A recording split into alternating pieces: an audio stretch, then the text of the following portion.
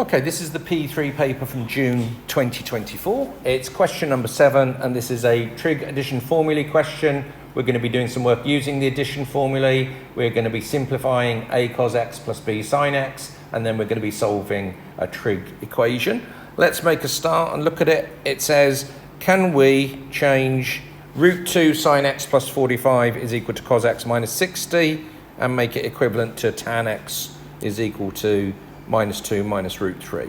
Yeah, well, we can at least make a start because I can see I've got sine a plus b there and cos a minus b there. I know that sine a plus b is sine a cos b plus cos a sine b, and I know that cos a minus b is cos a cos b plus sine a sine b, so I can use those, make a start. We're going to get sines and coses in there, and we can divide them to get tan. Okay, let's actually go ahead and do it. It's probably easier than just trying to explain it to you like that. We've got root 2 sine x plus 45 is equal to cos x minus 60. So as I just said quite quickly, sine a plus b is sine a cos b plus cos a sine b. So that's going to give us that on the left hand side, and cos is cos a cos b plus sine a sine b. I hope you've gone away and learned all those and are proficient at using them. So why did I do that? I can now multiply everything out and tidy up. Root 2 sine x times cos 45. The cos 45 and root 2 will actually cancel. I'll end up with just sine x, and the same with root 2 cos x times sine 45. Again, they'll cancel, and I'll end up just with sine x plus cos x. On the other side, cos 60 is a half, so I'm going to get a half cos x there. And sine 60 is root 3 over 2, so I'm going to get root 3 over 2 sine x. So I said right at the start, I knew I was going to get that, and what I'm going to do now is get all the sines onto one side and the coses onto the other. I'm going to choose this way around, sine x minus root 3 over 2 sine x, and on the other side I'm going to do half cos x minus cos x here. Take sine x out as a factor, will give me 1 minus root 3 over 2. A half cos x minus cos x is minus a half cos x straight away. Now, before I do my business about doing sine over cos, let's just get rid of those fractions. I don't like those. So just multiply everything by 2 here. So I'm going to get sine x 2 minus root 3. That's a bit neater to work with, is equal to minus cos x. And then I want to get tan. So if I want to get tan, I'm going to do sine x over cos x, and I'm going to do, works out to be minus 1 over 2 minus root 3. What I've done is that's gone down there, and that's gone down there. So once we're looking at that, that is tan x on the left-hand side. It's not quite in the format I want because we don't want the surd on the bottom, do we? So we need to rationalise the denominator. This is, it's minus 1, isn't it? But minus 1 over 2 minus root 3. If I want to rationalise that from previous work did last year, 2 plus root 3, 2 plus root 3 here, which is going to give me that tan x works out to be, well, on the top, I'm just going to get minus 2 minus root 3 when I multiply that all out. And doing this quickly, 2 times 2 is 4. The 2 root 3 and the minus 2 root 3 will both cancel. And minus root 3 times minus root 3 gives us that. So then we get what we were trying to do, which is get the tan x works out to be minus 2 minus root 3. That's up here at this part here. Fantastic. Okay, on to the second part then. The second part says, can we solve this equation? And if we look, this equation looks very similar to that equation. That's all we'll be able to use that tan x. But we just need to just check that it is exactly the same thing here. Look, we've got 2 theta is x plus 45, and then we've got 2 theta minus 1 over 5.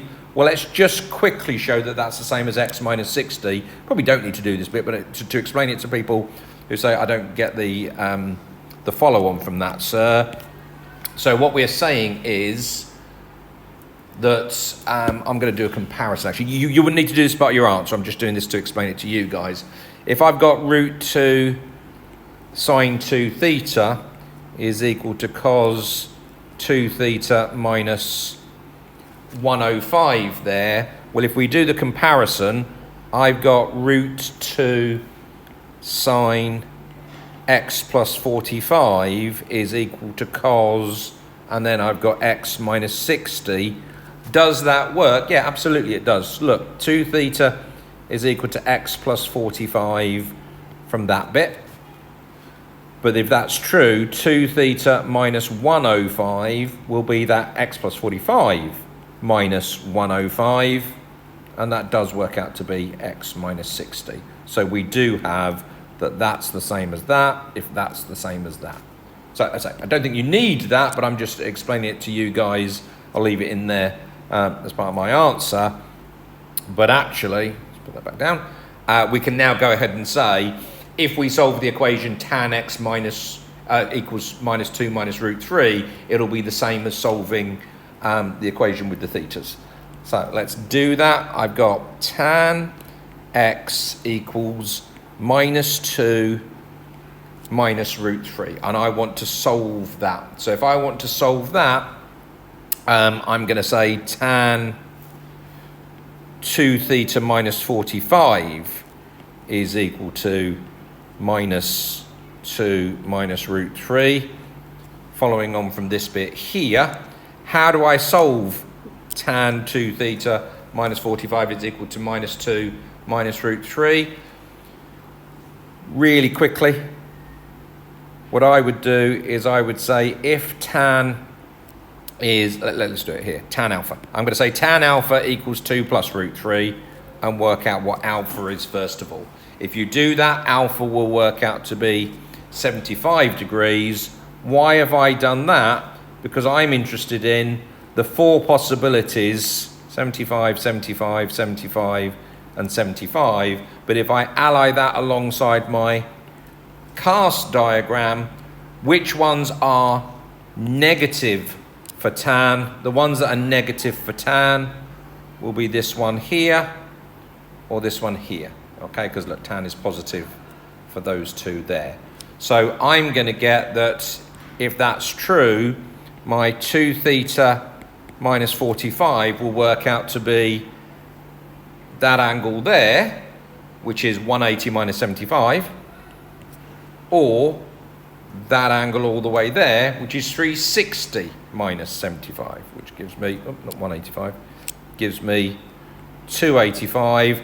Those are my 2 possibilities for my answer for 2 theta minus 45. So that means theta is equal to 105 plus 45 divided by 2. So plus 45 divided by 2 gives me 75 degrees, or 285 plus 45 divided by 2 would give me 165 as well. So the answer's there. I sort of ignored this bit here about those values and just checking that you're keeping them within those limits there. Yeah, my answers fall between those 2 limits. So that's question number 7 completed. Hopefully that all makes sense to everybody.